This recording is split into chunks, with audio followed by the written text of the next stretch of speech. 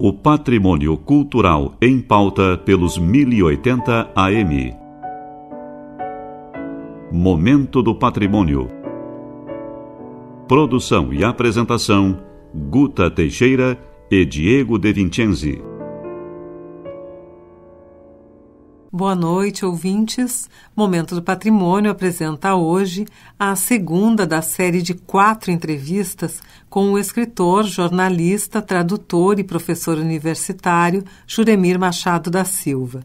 Além de ser formado nos cursos de jornalismo e história pela PUC, onde coordena o programa de pós-graduação em comunicação social, Juremir é doutor em sociologia pela Universidade Paris V, René Descartes, Sorbonne. Vamos seguir a trajetória institucional da Faculdade de Direito de Porto Alegre, hoje Faculdade de Direito da URGS, vinculada a 3 de seus alunos, que posteriormente se tornaram personalidades de destaque no cenário político brasileiro: Getúlio Vargas, Alberto Pasqualini e João Goulart. O tema do programa de hoje é o perfil do agente político do Rio Grande do Sul no início do século XX. Boa noite, Juremir. É um prazer te receber de novo aqui no nosso segundo programa. Eu aqui agradeço. Boa noite a todos e espero ser convidado muitas vezes. Ah, que bom. Juremir, no teu entendimento, a implantação e o advento dos cursos superiores no Rio Grande do Sul em finais do século XIX, em especial a Faculdade de Direito de Porto Alegre, possibilitou um novo perfil de agente político? Certamente. O Brasil viveu um século XIX de grandes transformações. Eu diria até que o século XIX, no Brasil, ele se encerra um pouco antes. Ele se encerra com a abolição da escravatura e com a proclamação da República. E aí começa um novo século, e que também é um século, do ponto de vista mundial, ocidental, de muita crença no papel transformador da ciência. E claro que o Brasil não podia ficar totalmente à parte disso. A ciência, ela vem para o Brasil principalmente pelo viés positivista, que ao menos, inunda as faculdades e também as mobiliza. Qual é a ideia? A ideia é de progresso, de clareza, de desenvolvimento, de educação. No fundo, aqueles fundamentos que valem até hoje, embora não tão marcados pelo positivismo. A ideia de que o que muda o mundo é a educação. A educação deve ser um instrumento de progresso. O progresso deve estar ancorado na racionalidade, que é um instrumento de modernização. E para isso, era preciso organizar instituições que fossem capazes de assegurar essa transmissão de saberes de forma mais organizada, mais orgânica, mais sólida. Com o positivismo, havia uma certa contradição até um determinado momento. Porque os positivistas, rigorosamente falando, eles eram defensores de um conhecimento aberto. Eles não acreditavam muito em diplomas. Eles achavam que se a pessoa fosse competente numa área, ela podia passar um exame e se ela conseguisse demonstrar o seu saber, ela não teria por que passar por toda uma fase de escolarização. Eles eram um tanto assim anticartoriais nesse sentido. Mas isso logo se viu que não tinha como funcionar, e que realmente para assegurar aquilo que eles desejavam, que era um saber transformador, precisava da consolidação de instituições. E foi isso que aconteceu. Nós começamos assim, o percurso do Brasil foi um percurso de faculdades isoladas, que depois se associaram, ou se expandiram, se transformaram em universidades, e que foi todo um percurso no sentido de assegurar a modernização do Brasil, em nome desse progresso que o país necessitava, para, através da comunicação, assegurar a construção de um país que conseguisse romper todos os seus laços de colonização, de desigualdade e tudo mais. E nesse sentido, a gente pode perceber também, dentro dessa mudança do perfil do político, que a figura do chefe político guerreiro, baseando as suas forças no seu carisma e nos seus grupos armados, do mundo da estância, ele acaba tendo que se utilizar de outros recursos, como o próprio título escolar. Então a lança foi sendo superada pela pena ao longo do século XX? É muito interessante essa pergunta, porque o chefe político da época, final do século XIX e as primeiras 3 décadas do século XX, principalmente, ele é uma mistura de tudo isso. Ele é um guerreiro, volta e meia ele tem que montar a cavalo e ir para as coxilhas. O Borges de Medeiros, em 32, ainda montou a cavalo e foi lutar contra o seu ex-pupilo Getúlio Vargas, porque ele ficou do lado dos paulistas. Mas até 32, e mesmo um pouco depois, esses chefes políticos ainda faziam essa atuação com várias facetas. O sujeito era ao mesmo tempo o bacharel, o guerreiro e o administrador. Então, o sujeito precisava ser realmente muito complexo, porque precisava ter virtudes bélicas, ser valente, ser corajoso, ser bom cavaleiro, ser um intelectual, dominar as leis, ser um orador, porque era também muito importante saber falar. Era um tipo de personagem que exigia esse termo que tu falaste. Tinha que ter muito carisma, porque era uma dominação carismática. Não bastava ter saber, não bastava ter coragem, precisava juntar todos esses elementos. Eram líderes muito completos e complexos. Talvez por isso a gente tenha a sensação hoje de que não existem mais grandes líderes, porque o parâmetro, no fundo, é aquele: o líder guerreiro, intelectual, administrador, orador. Hoje, na verdade, a gente não precisa de tudo isso. Então, hoje, de repente, a gente tem um bom administrador, sem nenhum carisma, não sabe montar a cavalo. Então, nos dá aquela sensação de que as figuras de hoje são pálidas em relação àquelas figuras maiúsculas que faziam de tudo um pouco. O sujeito era um pouco um personagem de romance, de capa-espada. Um dia a cavalo lutando nas coxilhas, no outro dia discursando, citando autores inúmeros e expressões em latim. Mesmo que fosse apenas um verniz de cultura em determinados casos. Muitas vezes, já era importante. Muitas vezes era um verniz, mas nem sempre. Por exemplo, o Getúlio mesmo tinha uma base muito sólida. A gente vê isso, a base de conhecimentos do Getúlio, pelo discurso dele, a formatura dele na Faculdade de Direito. Chegaremos lá. Então. Chegaremos lá agora, inclusive, né, Guta? Pois é. A gente tinha pensado nessa pergunta. O discurso de formatura do Getúlio Vargas em 1907, como orador da sua turma, parece ser recheado de cientificismo, sedução por Nietzsche e críticas ao cristianismo. Como se organiza a visão de mundo desse Getúlio prestes a se tornar bacharel em Direito? É muito interessante. O discurso de formatura do Getúlio é um documento importantíssimo porque revela o que ele foi e o que ele seria. Para situar. Primeiro que é um discurso de 41 páginas. Um negócio imenso. Eu fico pensando se as pessoas conseguiram ouvir tudo. Eu fico imaginando assim, o auditório lotado, ele fazendo aquele discurso. Bom, é uma época sem ar-condicionado e tudo mais, como é que as pessoas se sentiram do ponto de vista climático. É longo. E eu não contei, mas seria um exercício interessante de contar quantos autores ele citou. Porque não é só Nietzsche, é uma profusão. Vai dos gregos até o século XIX. Ele cita escritores, ele cita sociólogos, ele cita filósofos.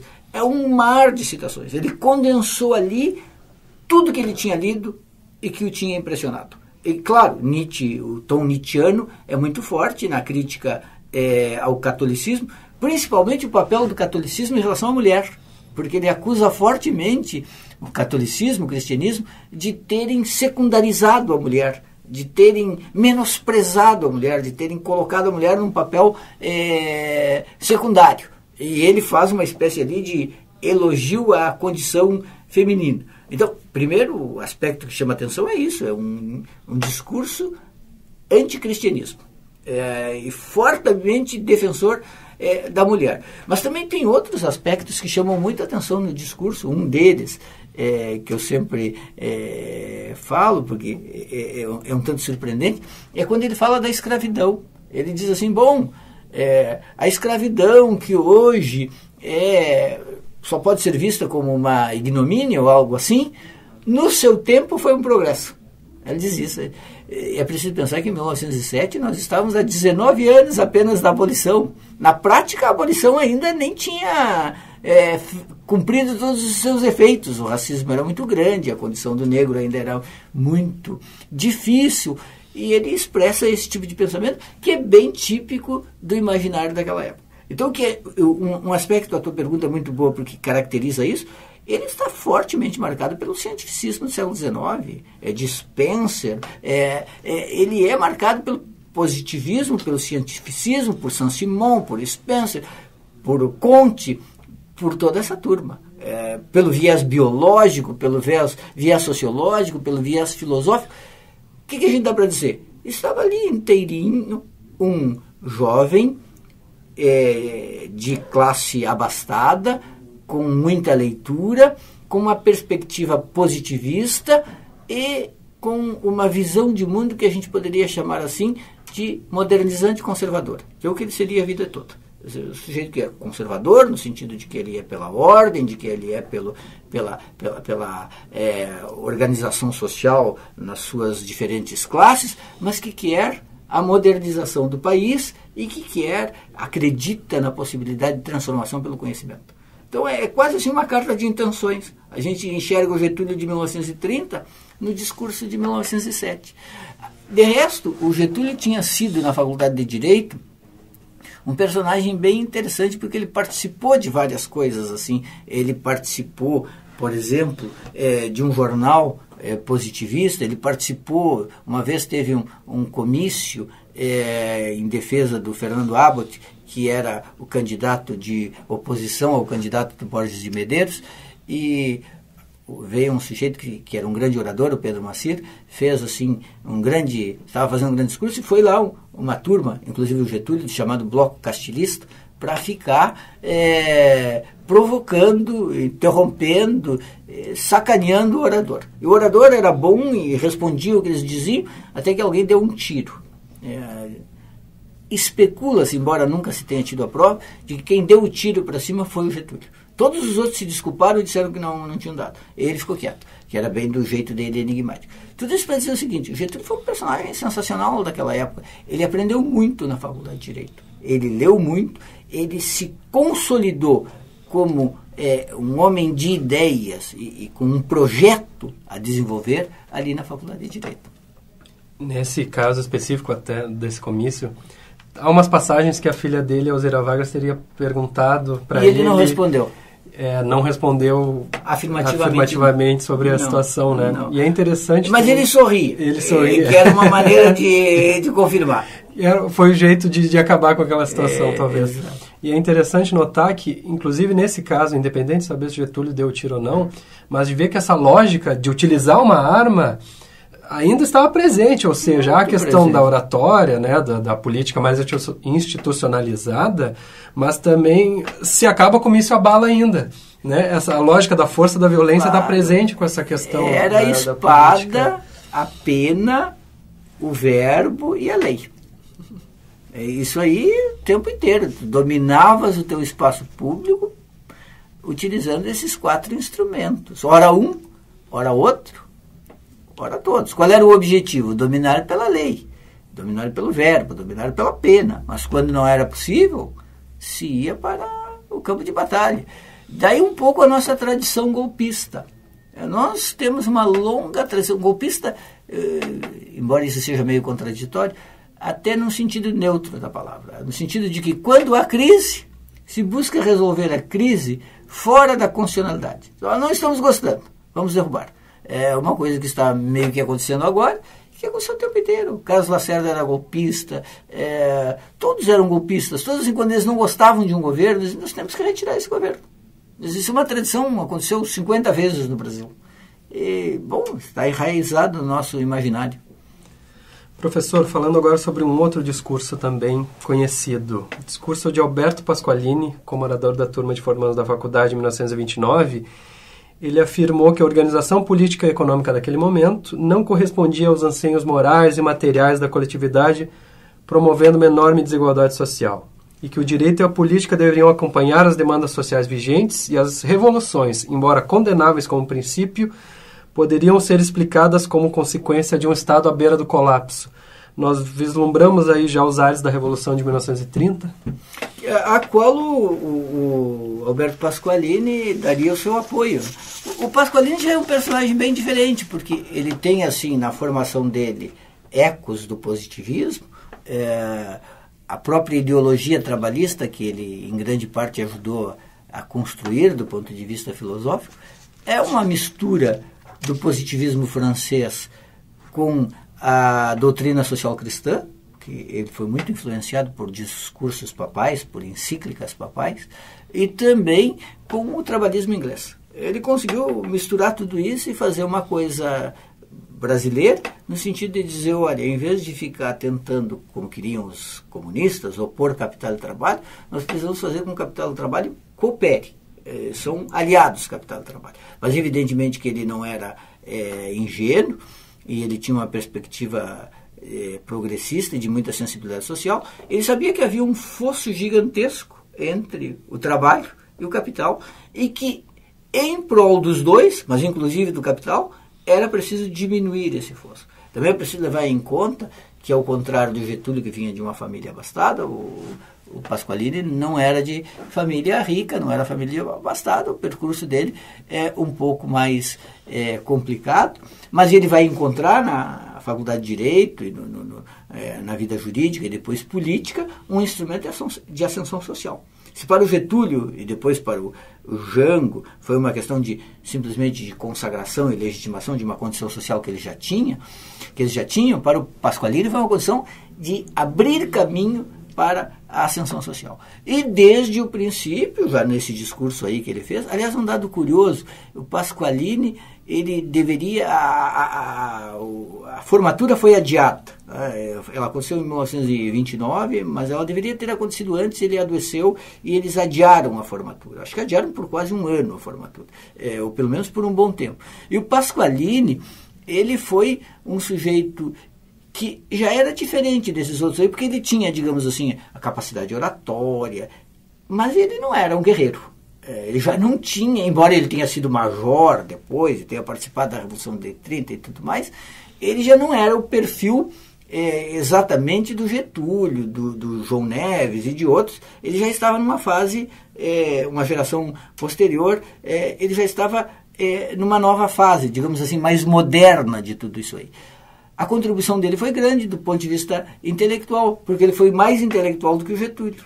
Ele foi mais intelectual do que o Jango. Ele realmente foi um pensador. Ele trabalhou no sentido de consolidar uma doutrina, porque não tinha doutrina nenhuma. Eram intuitivos, eles liam daqui, liam dali, tinham fragmentos de cultura de tudo quanto é lado, mas eles não tinham uma doutrina organizada. E, nesse sentido, o grande ideólogo do trabalhismo é o Pasqualini. É um pouco aquela história de sempre. Tem um que é o chefe carismático, e que realmente vai fazer a coisa avançar, mas tem alguém que precisa construir as ideias. Se até um certo ponto o ideólogo da Revolução de 30 foi João Neves da Fontoura, precisava depois alguém que construísse uma ideologia não só para a Revolução de 30, mas para algo mais duradouro. E aí que o Pasqualini entra, e eu acho que boa parte também do que ele seria já está no discurso dele de formatura na Faculdade de Direito.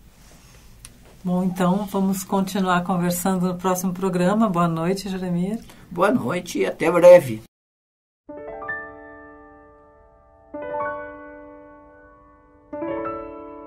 Apresentamos hoje a segunda da série de 4 entrevistas com o escritor, jornalista, tradutor e professor universitário Juremir Machado da Silva.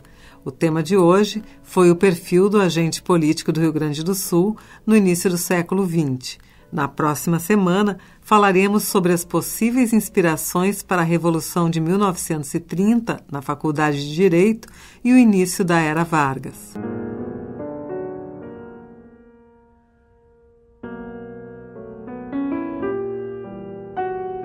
Momento do Patrimônio é uma realização do setor de patrimônio histórico da Superintendência de Infraestrutura da URGS. Produção e apresentação, Guta Teixeira e Diego De Vincenzi. Gravações, Jefferson Gomes. Edição, Kleber Trindade. E mesa de áudio, Jefferson Gomes.